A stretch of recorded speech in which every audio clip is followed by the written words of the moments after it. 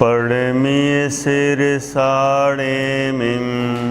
गुणरयण विभूषणं महावीरं सम्मत्तरयण निलयं पयडि समुक्कीर्तनं वोच्छम्। शील सहावो जीवंगाणं अणाय संबंधो कणयो वलेमलं वा ताळथित्तं स्वयं सिद्धम्। प्रकृतिशील स्वभाव सभी एकार्थ जीव अरु कर्मों का है अनादि संबंध स्वर्ण पाषाण गिट्टिमा के जैसा, पर उनकी सत्ता स्वतंत्र है सिद्ध स्वयं से शाश्वत ही। जीव कभी ना कर्म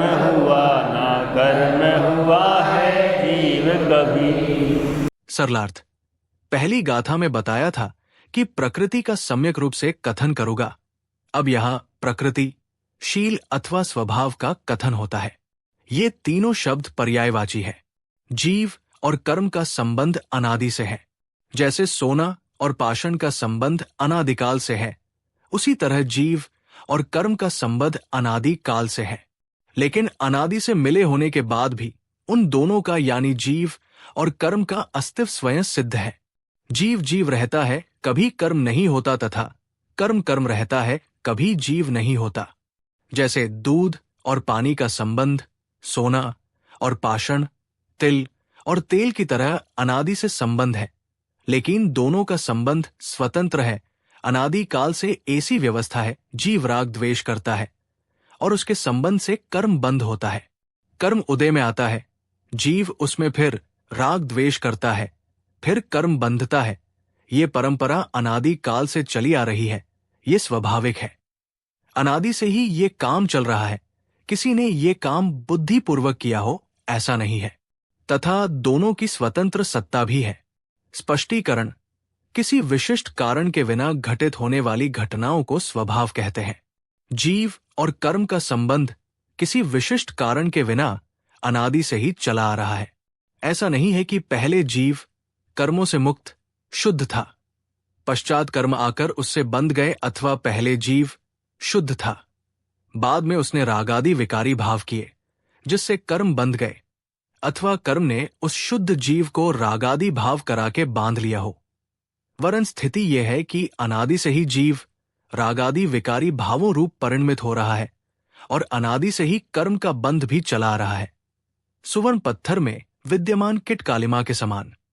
यद्यपि पूर्वबद्ध मोहनीय आदि कर्म के उदय का निमित्त पाकर जीव में रागादि विकारी भाव होते हैं, तथा जीव के इन रागादि विकारी भावों का निमित्त पाकर मोहनीय आदि नवीन कर्म बंधते हैं।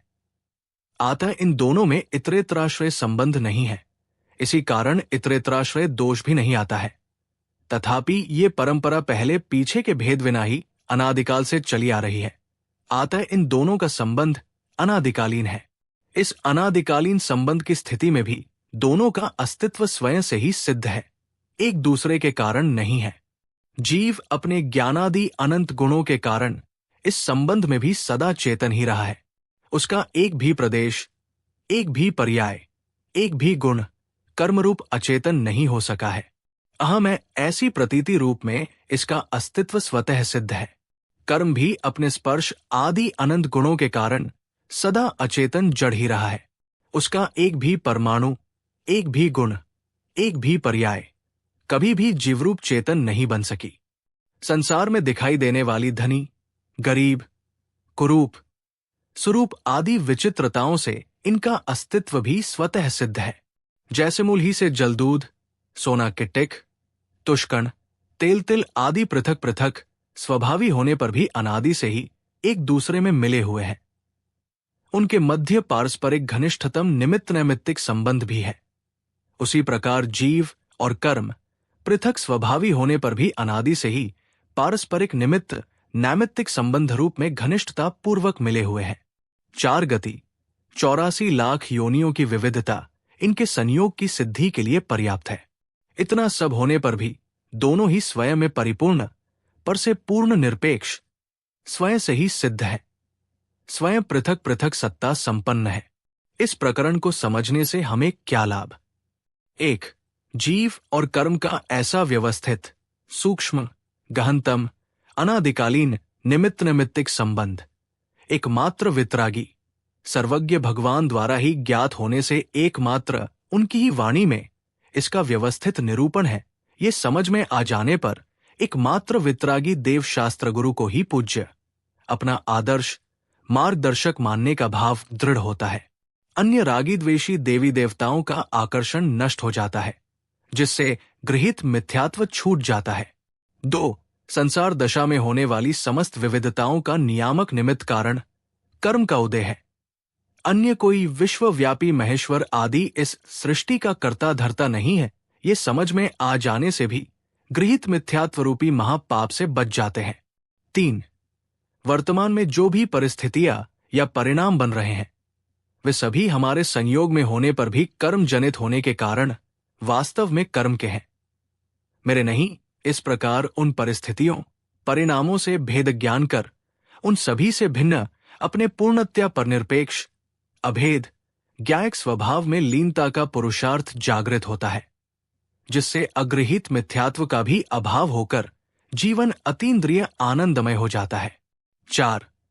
अनादिकालीन घनिष्ठतम संबंध की स्थिति में भी जब एक दूसरे रूप किंचित मात्र भी नहीं हुए, तब ऐसा कैसे माना जाए कि वास्तव में जीव और कर्म बंधे हैं?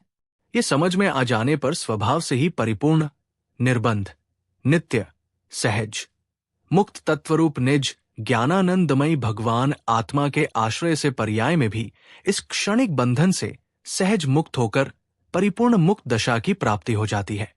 5. कर्म का संबंध अनादि से होने पर भी वास्तव में हम कर्माधीन नहीं हैं। बुखार शारीरिक तापमान को बताने वाले थर्मामीटर के समान ये कर्म तो हमारे अपराधों को जानने के मात्र माध्यम है। ये समझ में आ जाने पर जब हम अपने अनादि अनंत निरपराध स्वभाव के अवलंबन से अपनी अपराधी वृत्तियां नष्ट करते हैं, तो कर्मों का संबंध भी सदासदा के लिए नष्ट हो जाता है। इत्यादि अनेकानेक लाभ इस प्रकरण को समझने से प्राप्त होते हैं। गोमटसार कर्मकांड गाथा 2 जीव और कर्म का अनादि संबंध की व्याख्या पूरी हुई। ये व्याख्या बाल ब्रह्मचारिणी बहन कल्पना जी की गोमटसार कर्मकांड की विवेचिका से लिया है। जिनवाणी माता की जय।